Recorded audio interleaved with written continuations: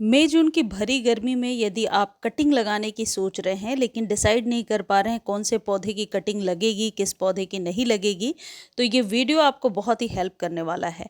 आज के वीडियो में उन्हीं पौधों की कटिंग्स लगाना मैं आपको बता रही हूँ जो मैंने एक्सपीरियंस किया है और जिनकी कटिंग आसानी से लग जाती है। देखिए, ये सबसे पहला जो पौधा है ये है लेंटाना का पौधा। इसमें येलो कलर के फ्लावर्स आते हैं। लेंटाना की कटिंग बहुत आसानी से अभी लग जाएगी।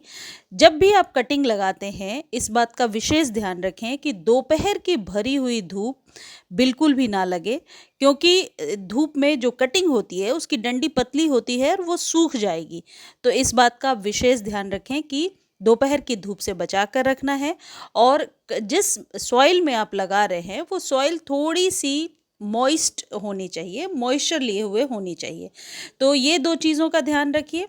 2 से 3 दिनों के बाद कटिंग को मॉर्निंग की 1 घंटे की धूप दीजिए और जब 7 दिन निकल जाते हैं तो एप्सम सॉल्ट 1 स्पून लेकर के 1 लीटर पानी में डालिए और 10 से 15 गमलों पर स्प्रे कर दीजिए। एप्सम सॉल्ट को खरीदने का लिंक डिस्क्रिप्शन में दिया है। किसी भी फर्टिलाइज़र को लेना चाहते हैं तो लिंक डिस्क्रिप्शन में दिया है, वहाँ से आपको जेन्युइन चीज़ मिल जाएगी, ले लीजिए।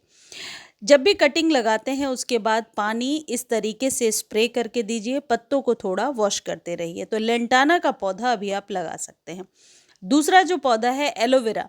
एलोवेरा ज़रूर लगाइए, औषधीय पौधा है, लक्ष्मी का प्रतीक है और ये हर घर में होना चाहिए।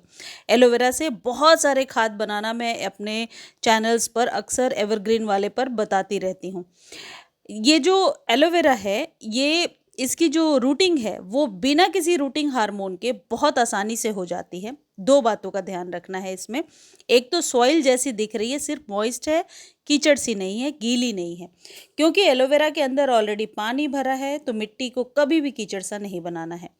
एक जो आइडियल सॉइल मीडिया है, यानी कि 50% गार्डन सॉइल और 50% सैंड मिला करके भी यदि लगाते हैं, कटिंग बहुत आसानी से लग जाती है।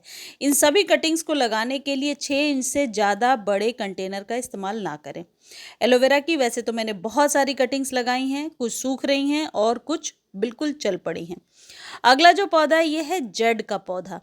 जेड का पौधा ऐसा माना जाता है कि कुबेर का प्रिय पौधा है, हर घर में होना चाहिए। जेड के पौधे की कटिंग ज़रूर लगाइए। वैसे तो सालों भर इसकी कटिंग लग जाती है, लेकिन नवंबर दिसंबर की सर्दी में लगाना थोड़ा मुश्किल होता है। अभी मई जून की गर्मी में बहुत आसानी से लग जाएगी। मैंने यहाँ से अपने पुराने पौधे की कटिंग ली थी, कटिंग को वेस्ट नहीं किया, कई जगहों पर सिर्फ नॉर्मल गार्डन सॉइल में लगा दिया और फिर जो कटिंग है उसको मैंने धूप में रख दिया। क्योंकि ये सकलेंट है तो मैं जहाँ तक मैंने एक्सपीरियंस किया है कि सकलेंट की कटिंग लगाने के बाद उसे धूप में रखना होता है, नहीं तो ओवर मॉइस्चर लेकर के वो पौधा सूख जाता है। अगला जो पौधा है ये हैंगिंग बास्केट के लिए one of the best plant है और ये है टर्टल वाइन। देखने में बहुत खूबसूरत लगता है और ये पौधा मेरे यहाँ पहले बहुत सारा था, फिर ख़त्म हो गया ओवर वाटर की वजह से। अभी अपने सोसाइटी से मैं ये छोटी सी कटिंग लाई थी, इसको सॉइल में लगा दिया। ये भी सकुलेंट की ही वैरायटी है, तो सकुलेंट की तरह ही इसकी केयर करना है। धूप प्रॉपर चाहिए, पानी बहुत ज़्यादा नहीं डालना है। हालांकि एडेनियम की के बीजों को लगाने का भी ये बहुत सही टाइम है। अभी आप लगा सकते हैं एडेनियम के बीज को। और ये जो टर्टल वाइन है इसकी 1 से 2 इंच की कटिंग भी सॉइल में लग जाती है, लेकिन कटिंग लगाने के तुरंत बाद इसे धूप में रखिए। कोई खाद देने की ऐसी ज़रूरत नहीं है, लेकिन शुरू में पानी का ध्यान रखिए, ओवर वाटर नहीं करना है। ये जो मई जून का मंथ है, इस मंथ में कई लोग कटिंग लगाने से डरते हैं कि धूप तेज है, शायद कटिंग ना लगे। लेकिन कुछ पौधे ऐसे हैं जिनकी कटिंग अभी बहुत आसानी से लगती है। उनमें से एक ये है, ये मैक्सिकन पिटूनिया है। नीले रंग का ये जो मैक्सिकन पिटूनिया है जो मेरे यहाँ बहुत पहले से है, इसकी बहुत सारी कटिंग्स मैंने लगाई हैं। ये एस्पैरागस का पौधा है और यदि मैं नाम सही प्रोनाउंस कर रही हूँ, गलत हूँ तो प्लीज़ आप लोग लिख देना कमेंट सेक्शन में। ये रूट बॉल से अलग होकर के लग जाता है। इसकी जो रूट्स होती हैं वो बल्ब जैसी होती हैं, तो किसी भी बल्ब को निकाल करके दूसरे आप कंटेनर में लगा सकते हैं। इसकी मिट्टी को थोड़ा मॉइस्ट रखना होता है और देखने में बहुत खूबसूरत लगता है, बहुत हरियाली देता है। देखिए, जेड की बहुत सारी कटिंग्स लगाई हैं जो मैं आपको दिखा रही हूँ। जेड की कटिंग को 6 इंच के कंटेनर में लगाइए, 4 इंच के कंटेनर में लगाइए, बहुत आसानी से लगेगा। ये जो पौधा आप देख रहे हैं ये पर्पल हर्ट का प्लांट है, जो पर्पल कलर का होता है और इसमें पिंक कलर के फ्लावर्स आते हैं। परमानेंट पौधा है ये। अभी तक जितने भी पौधे मैंने आपको बताए सारे परमानेंट पौधे हैं और कटिंग से लगने वाले पौधे हैं। ये एक बार आप अपने गार्डन में लगाते हैं तो ये कभी नहीं जाता। मनी प्लांट को अभी आप पानी में ग्रो कर सकते हैं और इस तरीके से जैसे एक पतली सी डंडी ला करके मैंने ऐसे ग्रो किया है, आप इसे भी सॉइल में भी ग्रो कर सकते हैं। क्रीपर की तरह उसे आप मॉस स्टिक से बांध दीजिए, बहुत आसानी से लग जाएगा। ये अरेलिया है, अरेलिया की कटिंग भी बहुत आसानी से लग जाएगी। अभी अरेलिया की कटिंग ही लगाया था मैंने, नीचे के जो पुराने पत्ते थे वो सूख रहे थे।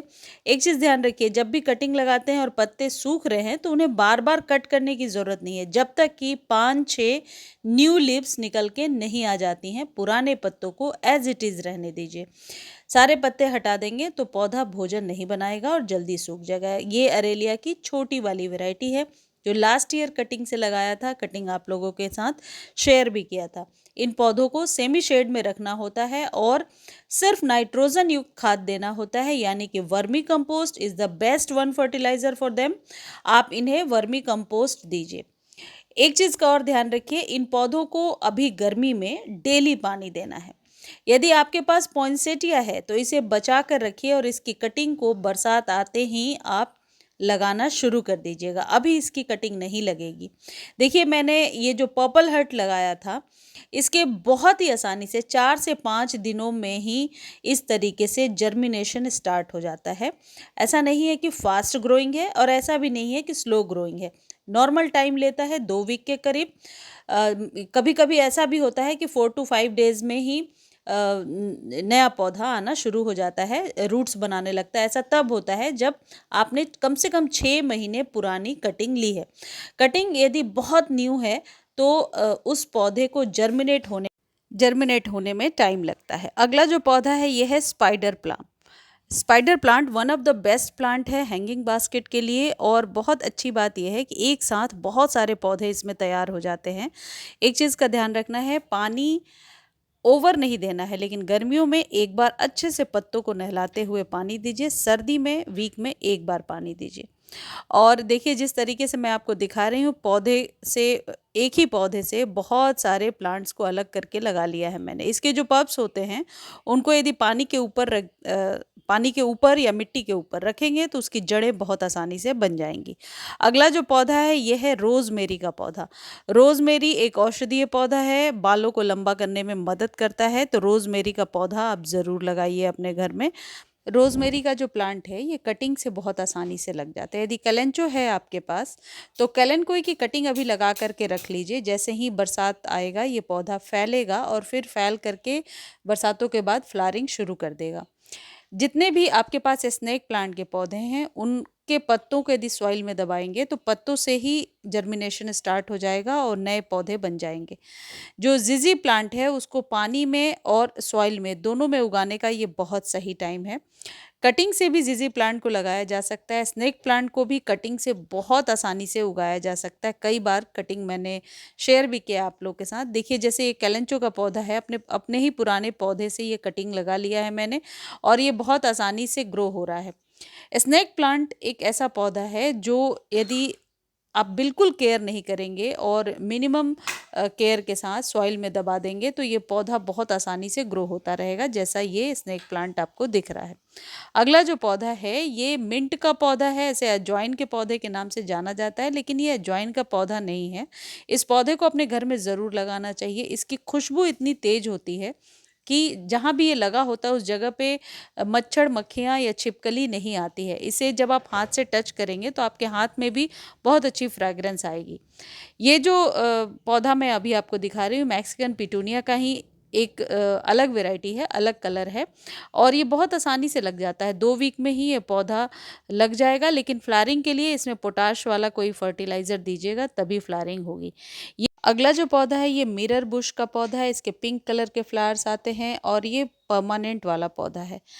ये जो आप देख रहे हैं छोटे-छोटे पौधे, ये गेंदे के बीज हैं। मैंने इन्हें डाला था और फिर इन्हें कवर कर दिया था, यानी शेड में रखा था और पानी से स्प्रे करती रही, तो इस तरीके से इसके बीज निकल आए हैं।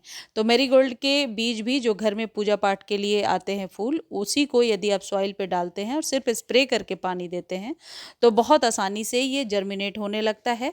और जब इसमें पहली फ्लावरिंग होगी, पहले जब इस कलियाँ बनेंगी, तो उन्हें आप कट कर दीजिए और दोबारा कली लीजिए, तो ये पौधा बहुत ही स्वस्थ, बहुत ही अच्छे से पनप जाता है। इस तरीके से इन सभी पौधों को अभी आप लगा सकते हैं। मुझे उम्मीद है ये वीडियो आपको बहुत अच्छी लगी होगी। धन्यवाद।